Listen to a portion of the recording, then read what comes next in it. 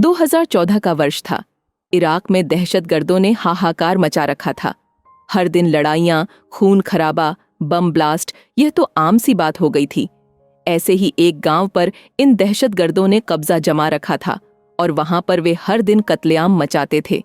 इसी गांव में सरताज सिंह अपने परिवार के साथ रहता था और यह कहानी इसी व्यक्ति की है। सरताज सिंह ने अपनी जिंदगी के सबसे भयानक 2 दिन इस दहशती माहौल में देखे, जो पहले उसने कभी अपनी जिंदगी में नहीं देखे थे। दहशतगर्दों द्वारा सरताज सिंह के इलाके में बम फेंका गया। वह था उसकी जिंदगी का पहला सबसे खराब दिन, और दूसरा दिन था इसी बम हमले की वजह से उसकी बीवी का इंतकाल होना। दहशतगर्दों ने गांव पर कब्जा जमा रखा था, इसलिए ना चाहते हुए भी अपने 2 जुड़वा बेटों के साथ 2 सालों तक सरताज सिंह को इसी गांव में रहना पड़ा। लेकिन अब दहशतगर्द और इराकी आर्मी वालों के बीच हर दिन की लड़ाइयों की वजह से वहां रहना और भी ज्यादा खतरनाक हो गया था।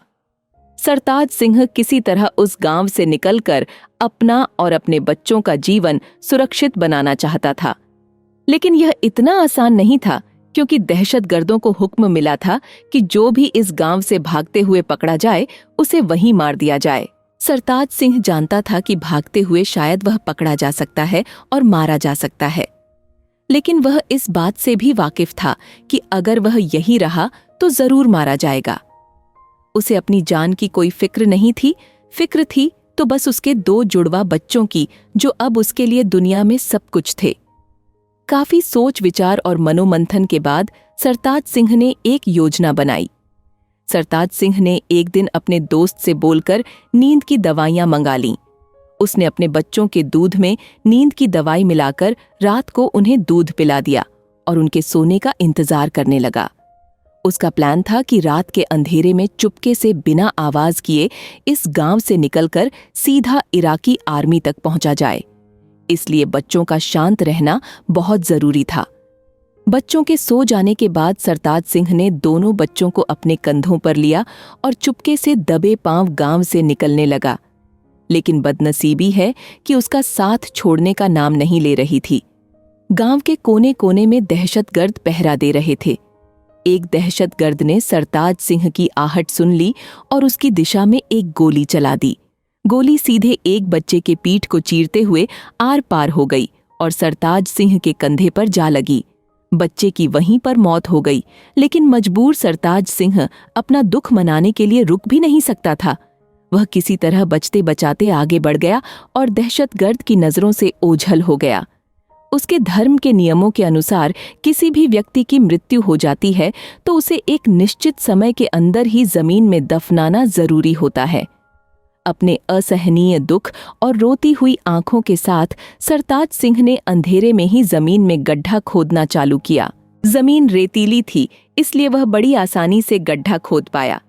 अपने बच्चे को दफन किया और दूसरे बच्चे को लेकर फिर आगे बढ़ गया। थकान से बेहाल और दुख से बेजान सरताज सिंह आखिरकार इराकी आर्मी तक पहुंच गया। जो घटना उसके साथ हुई थी, उसने उसकी आजाद होने की खुशी खत्म कर दी थी। आर्मी वालों ने जब उसे अपनी तरफ आते देखा तो उनमें से एक ने दौड़कर उसके कंधे से उसके दूसरे बच्चे को लिया। सरताज सिंह वहीं पर बैठ गया।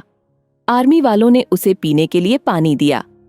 सरताज सिंह पानी पीने लगा, तब आर्मी वालों की बातें उसके कान पर पड़ी, जिन्हें सुनकर उसके पैरों तले से जमीन खिसक गई।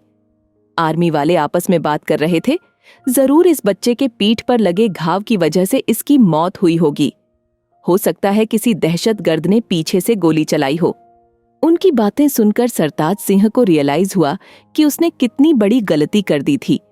उसने रात के अंधेरे में और अपने पहले बच्चे की मौत के गम में अपना सुध बुध खोकर अपने सोते हुए बच्चे को ही मरा समझकर उसे दफन कर दिया था। दोस्तों, यह कहानी सुनकर आपके मन में निराशा के भाव आ गए होंगे। ऐसा होना बड़ा ही सहज और स्वाभाविक है, लेकिन इतनी दर्द भरी इस कहानी से भी हम एक सीख ले सकते हैं। चाहे जो हो जाए, किसी भी कठिन से कठिन परिस्थिति में भी अपने आप को, अपने मन को निश्चल रखना बहुत जरूरी होता है। दोस्तों, ऐसी निराशाजनक कहानियां बताकर मेरा किसी को दुखी करने का इरादा बिल्कुल नहीं है। लेकिन ऐसी कहानियां ही हमें सिखाती हैं कि कैसे इस कठिन जीवन को हर परिस्थिति में जिया जाना चाहिए।